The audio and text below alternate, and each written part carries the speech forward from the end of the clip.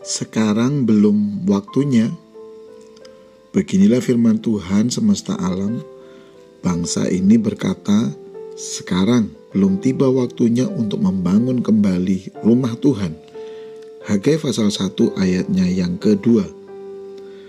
Pernahkah Anda mendengar ungkapan orang yang saat diminta berkontribusi lebih untuk melayani Tuhan melalui gerejanya berkata, sekarang belum tiba waktunya, nanti saja, kapan-kapan saja, atau lain waktu saja. Ungkapan-ungkapan tersebut dapat mengandung berbagai makna. Di dalamnya bisa tersirat keraguan, tetapi juga bisa menunjukkan keengganan atau bahkan ketidakmauan. Dalam beberapa kondisi, keraguan masih dapat diatasi melalui proses belajar, latihan, atau kesempatan untuk mencoba dan gagal, atau trial and error. Namun, penundaan yang berakar pada penolakan atau keengganan tentu jauh lebih sulit untuk diatasi. Tuhan mengetahui sikap hati orang Israel dan menegur orang Israel atas sikapnya yang terus menunda kehendak Tuhan dengan berkata bahwa sekarang ini belum waktunya membangun bait Allah. Alasan orang Israel adalah mereka masih harus menata rumah mereka terlebih dahulu pasca kembali dari pembuangan. Mereka beralasan, kami harus menata urusan keluarga atau rumah tangga kami, dan jika ada sisa waktu, baru kami menjawab panggilan untuk melayani Tuhan. Namun benarkah mereka belum punya cukup waktu?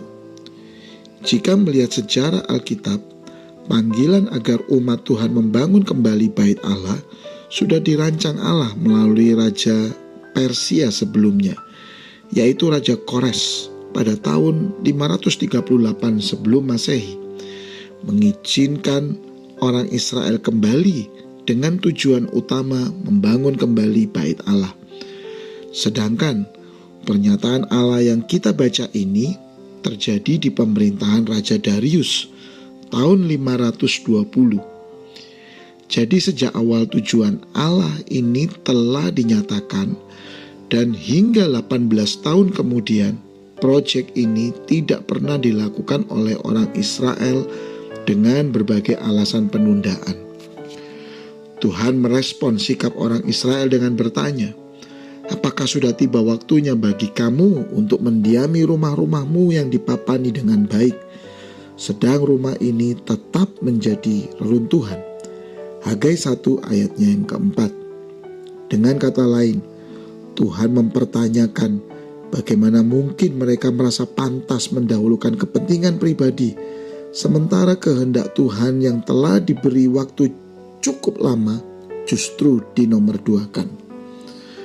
Hal ini sesungguhnya berkaitan dengan tujuan dan prioritas hidup kita.